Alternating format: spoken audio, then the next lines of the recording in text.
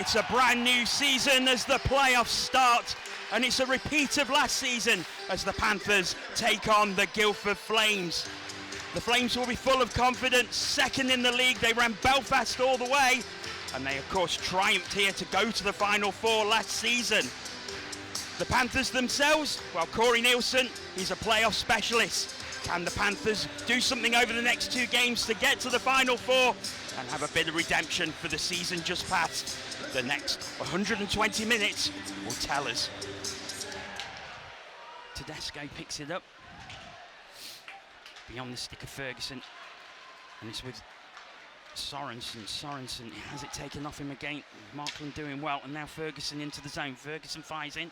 Jones just plays it to the side. Tedesco picks it up. Now with Summers. Now Welsh. Sorensen comes back and rescues the puck. Now finds Levin. Levin with a nice pass to Welsh. Gets it back. Will be put under by O'Connor. O'Connor gets it away. Nice pass by Summers. Oh, brilliant! Stephen Anderson! Roof of the net. Panthers take the lead. And a goal pretty much out of nothing, but what a great finish by Stephen Anderson. Yeah, really nice finish there, like you said, just out of nothing. Ben O'Connor stepped up, made a nice play. You know, Anderson has this puck, you know, out wide here. You know, you almost want him to shoot that puck. But, you know, a couple of minutes ago we saw that McAdam was kind of, you know, he found that long distance shot uncomfortable. And again there, a shot from some distance and, you know, really not really much of a screen there. And finds its way over the shoulder. Stephen Anderson with the even-handed goal at 6:43.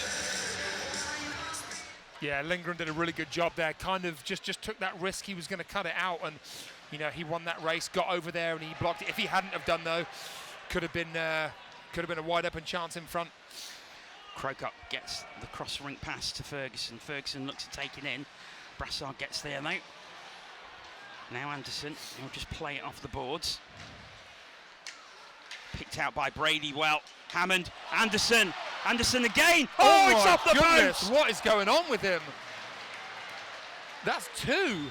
So close, Anderson, to making it 2-0 with his second of the game inside of the post. Identical though, like couldn't have been any more similar to the last shot. You see here how the Panthers just sat back here and they're just kind of saying to the Flames, you know, try and cut through us if you can. Oh, that's a nice defensive play by Ricci. And now Izaski's away. Izaski's away and Hammond's right in the middle. Mike Hammond! Great save by McAdam. Yeah, I don't think Hammy managed to get all of that. You know, he did direct it towards the net, but he didn't manage to sort of control that puck and then, you know, settle it down. But again, you know, you see the Flames coming through the middle, carve through the middle, but the Panthers stand them up and then they come the other way. And like I said, I think they're willing to let the Flames have the puck in their own end, you know, try and start their attack, and then they'll just try and cut them off. Face-off won by Adam Brady. Brassard has it, drops it back to Hammond. Hammond fires it in. There's a lot of space there, and Anderson, is it in? It's in. I think it's in. Is it in? Is it not in? I think well, it's definitely under McAdam. We need Brett Ferguson to get out of the way so we can probably see there. The puck is actually out on the face-off circle. There's going to be a big discussion go on between the officials. I wonder if they might look at review, but will they actually see if the puck crossed the line or not? It is a hard one.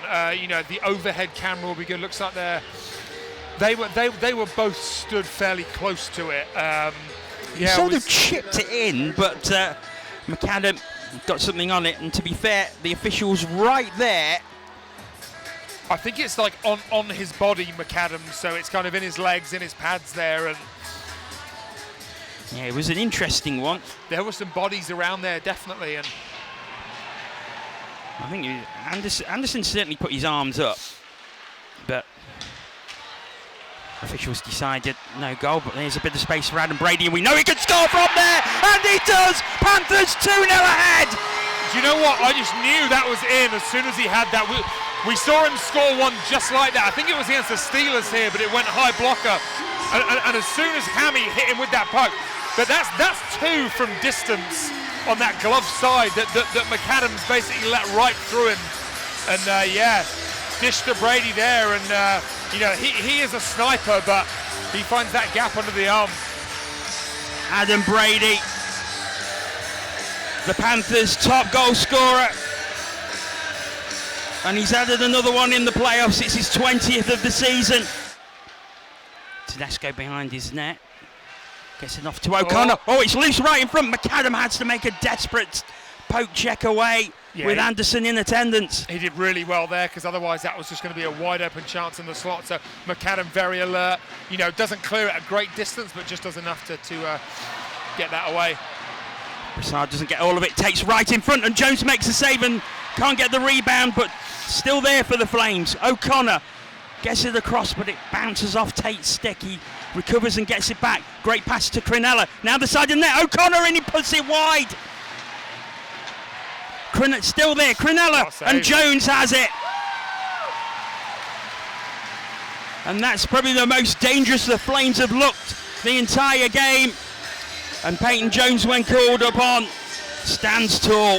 Yeah, you know what? You know, for Peyton Jones, he's not really had that much to do tonight. You know, he's normally under a lot more stress, but he hasn't had too much to do. But that's probably the first time where, you know, they've really kind of been under pressure, and he stands tall there and holds on to that one.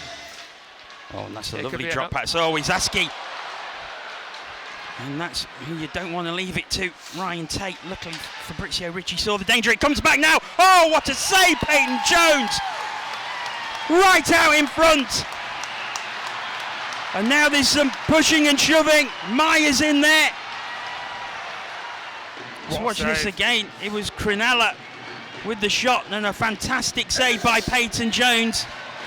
Yeah, really nice play by Tate there, just, you know, blows wide. We've seen that so much this year, and Fab does a really good job keeping him wide, but see, you know, eventually there's not much you can do, and right on the tape of Crinella, but Jones flashing the leather, and, you know, like I said, he's had a quiet, you know, first period or so, but yeah, he's certainly stepping up here. Goes back for Ewell. Nice pass to McNulty. McNulty keeps hold of it. Great play though. And Panthers are away again. Here's Sorensen. Levin. Oh, Sorensen right in front. Oh, great save, McAdam. Huge save. That was offside. Huge save. Remember that one. We need to see this one again. Sorensen, he's just looking for that top corner. I think it comes off the helmet, you know. Yeah, he sees that gap there, and, you know, Sorensen's such a good goal scorer. McAdam equal to that one. I just don't think they've really troubled the Panthers yet. I mean, Peyton Jones has had a good period, definitely had a couple of looks, but normally they're coming in waves and, you know, chance after chance, and it just doesn't seem like that tonight. But, you know, so far Panthers have been great. Oh, now here's an opportunity, Crinella, and I think Jones got something on it. It's behind the net, and it's another shot, and it's another save by Jones.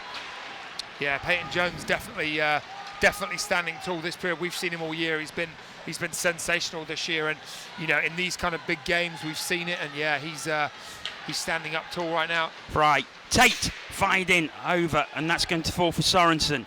Sorensen goes across. Intelligent play by Summers, sets Welsh away.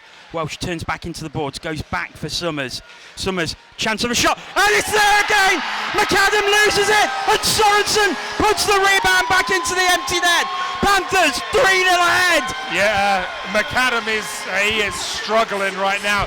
Everything there, you know, easy glove save for him, falls right to Sorensen, and yeah, just an empty net tapping for Sorensen. You know, I'm sure McAdam makes that save 9 times out of 10, but, you know, you got Peyton Jones playing great at one end, and McAdam's really struggling at this end right now.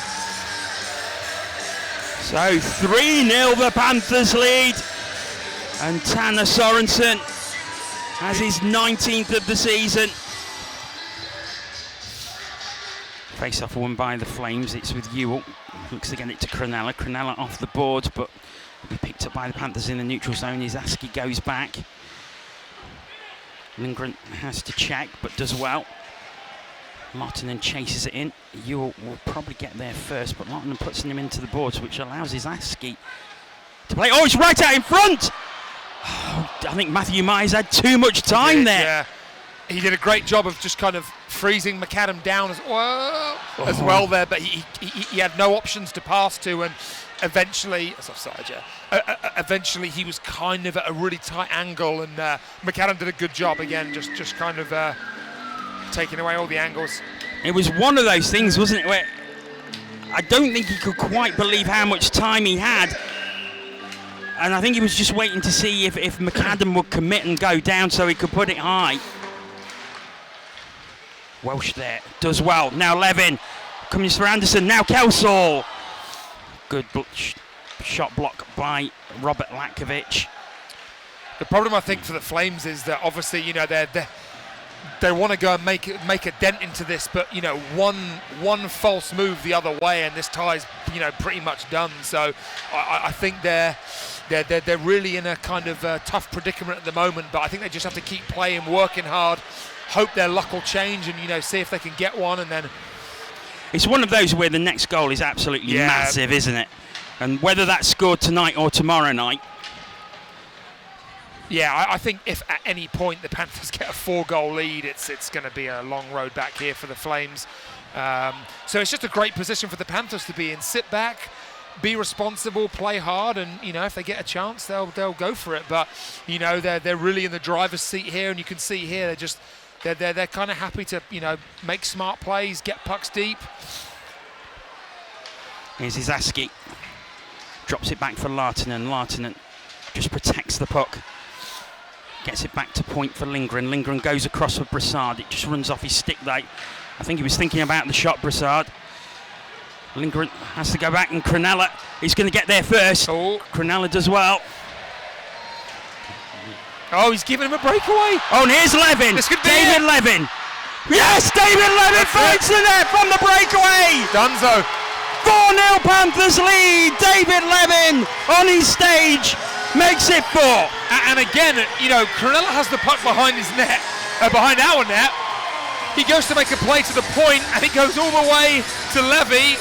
Breakaway, 4-0.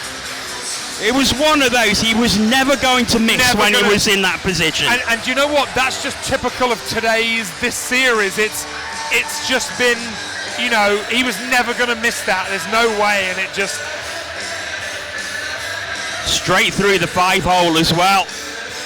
Didn't opt for a corner, just put it straight in the middle.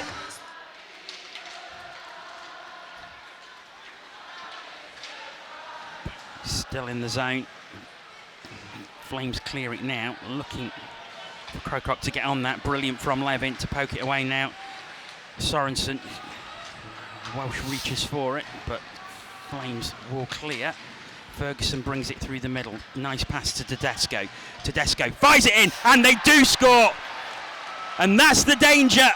One opportunity, and Daniel Tedesco, the second highest point scorer in the Elite League, does get Guildford Flames on the board.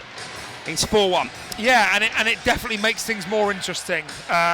You know, I think now this game was kind of cruising to an end here, but I think now this next, you know, 9 minutes, just under, are huge, because Flames now, if they could get another one, it would really make it interesting. But I think psychologically for the Flames to get that goal, regardless of this game, it just gives them that little bit of belief. Brady gets it back. Here's Tate. One last chance, maybe that's going to bounce out. We're into the final 5 seconds. That's going to do it. O'Connor's going to take it in. Anderson takes the shot, blocked by Lalonde, and now there's a fight. Gagnon and Ferguson.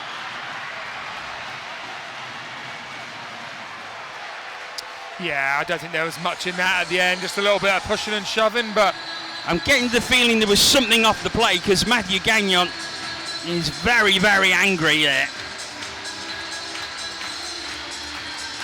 But that is it for the first leg. The game finishes. It's 4-1 to the Panthers. A fabulous performance by the home team.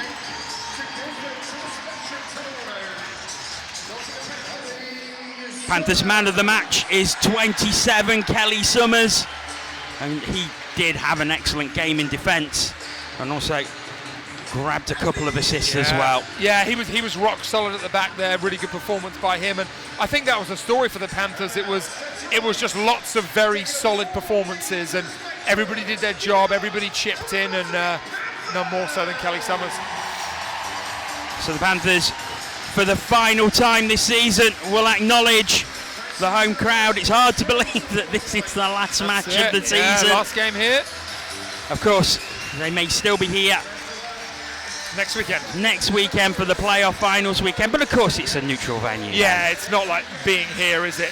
So this is their last official home game, but looks like we're probably going to see him next week. So Kelly Summers gets the crowd going, and the Panthers will head off and prepare for a game in Guildford tomorrow. Corey, congratulations tonight. What was the difference? What was the key for you? It's nice preparing as a coach for the same team 2 nights in a row. It's a really good attention to detail from the players tonight in terms of positional spots.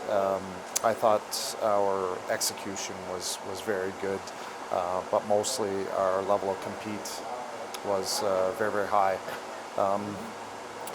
What I do love about these aggregate series is that the physical investment you put in the first leg, you get to reap the dividend the next night.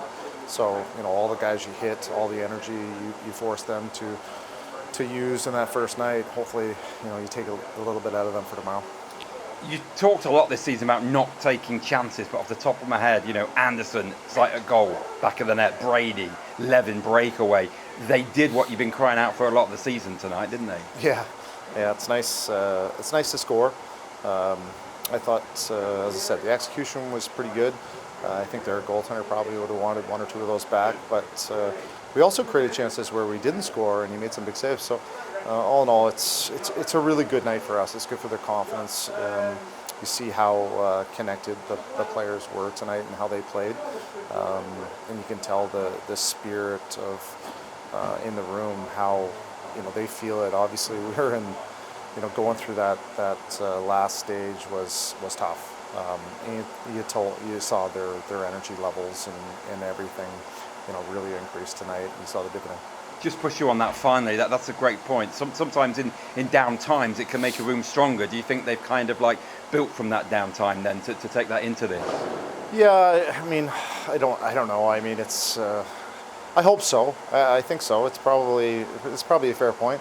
That they've bonded together through not just adversity. It was torturous at times, and they've come out the other end. And obviously, with especially the physical investment and the connectivity I saw today, I thought that was, that's what we've been looking to see all year. And the fact that a lot of games we've had a lot of that for the most part, and then we couldn't score, and they dropped dropped those things. But tonight we scored and they kept it up. It was good. And just tomorrow night, do you do anything different tomorrow night against Guildford? How different a game do you think that could be? Well, it depends. We're going to have a little look. I thought they methodically worked through our trap a little bit better in the third period. Whether or not we were in our spots exactly, or maybe our foot speed wasn't as good, but we were still turning pucks over there, and we'll just see how they adjusted to what we were doing, and try and make some moves our way. Paul, you've had some good results here in the past couple of years. Not so tonight. What was the difference, do you think, tonight from the past? It's difficult to put my finger on it, but I said before this fixture started tonight, this is a difficult tie for us, this quarter-final. Nottingham haven't had the greatest of years, but they've got good players. They've got some very good players on that team, and they showed it tonight. And I said all along this was a difficult fixture, and they only have to concentrate on 2 games, and they certainly did that tonight. I just thought out of the 2 teams, they played the more desperate. There was a real desperate in their game tonight, and we didn't show that. We lost a lot of battles. We got beat to a lot of pucks in certain areas, and we give up 4 goals, obviously away from home. And credit to their goalie. I thought he played very well tonight as well. And it's difficult, but we're halfway. We've got to dust ourselves down and just prepare for tomorrow. Do you take anything from the fact that you came on a lot stronger in, I think, in the final 5 to 10 and got that goal? I wonder how crucial you feel that might be. Yeah, I think, it obviously maybe shifts that momentum going into tomorrow. But it was key. I mean, we wanted to obviously stop that when we were 3-0 down, and then they get the breakaway goal, which is unfortunate. We passed that out the corner ourselves, and it went straight to the Nottingham guy in the middle of the ice. But no, that could be a key goal for us. And how much do you have to change your game plan? You're going into the fourth period of a 6-period game effectively, but you're 3 down. Does your game plan change now at home? No. I mean, the same game plan coming in here tonight was to win the game. As always, we're playing tomorrow to win that game, but we've got to make sure that we reverse that role tonight, and we're the more desperate team tomorrow. Just like Nottingham were more desperate tonight, we've got to get home and put that display on for tomorrow.